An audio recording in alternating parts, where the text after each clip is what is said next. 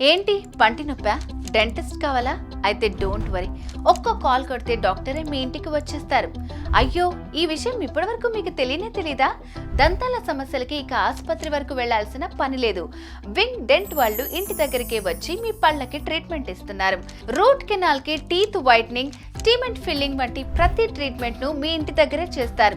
వృద్ధులు, మహిళలకు wing dent home and mobile treatment చాలా బాగా యూజ్ అవుతోంది.